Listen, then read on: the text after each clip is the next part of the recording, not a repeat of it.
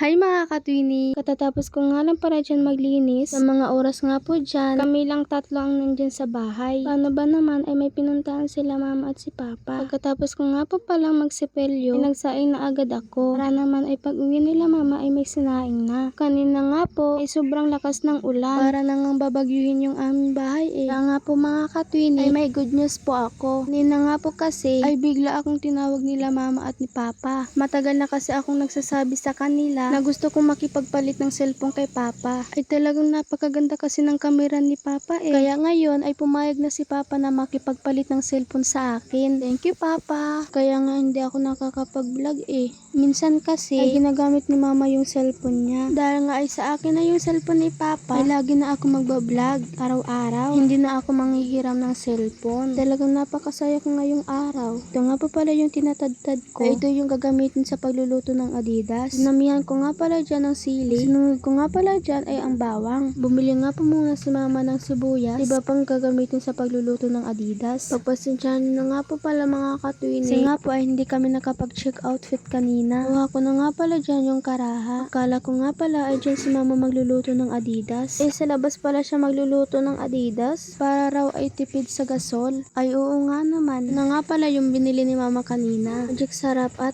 oyster. At iba pang mga gagamitin. Mga katwini, magpapasukan na po. Usually po ay magta-transfer po sana kami sa Pampanga. Doon sa Eastern Purac National High School. Doon sana kami. Pero hindi po natuloy eh. Pero okay lang naman. Ngayon po ay sirapin ulit kami mag-aaral. Kinuha ko na nga pala dyan yung mga ingredients na gagamitin sa pagluluto ng Adidas. Siya nga po pala. Katwini, magba-birthday na po kami. Bikini men. Hindi biro lang. Mga oras nga po dyan ay magluluto na po si mama. Tinulungan ko na nga po pala siya dyan. Para naman ay hindi na siya mahirapan pa. Bukas na bukas po mga katwini ay magbablog ulit ako. Kasi po ay bukas ay magpapa-enroll na po kami. Ay hindi ko pa pala sure bukas. Kasi hindi natin alam yung panahon bukas. Lagi kasing umuulan eh. Ay basta abangan nyo na lang po yung vlog ko. Baka makapag-vlog din ako kahit hindi kami matuloy. Pangtakip nga pala ito ng niluluto ni mama. Kaya hinugasan ko muna. Matagal nga pala ito niluluto. Kaya maghihintay ka talaga ng isang oras. Ay grabe. Ano ba naman ay pinapalambutan pa talaga ito. O diba kahit saan na lang ako nagbablog. Ang cute nyo naman. Sabay nanggigigil talaga ako sa inyo. Malapit na nga pala ito maluto. Kumuha na nga pala ako ng mga pinggan. Pasensyahan nyo na nga pala mga katwini. Nga po ay ang busis ko ay napakagaspang. Sinisipan kasi ako ngayon eh. Nga po pala ako gumigising ng umaga. Kung sumasakit talaga yung lalamunan ko. Kakain na nga po pala kami sa mga oras na yan. Bago ko po tatapusin yung aking vlog, huwag kalimutang mag-follow, like, and comment. Thank you for watching. Bye!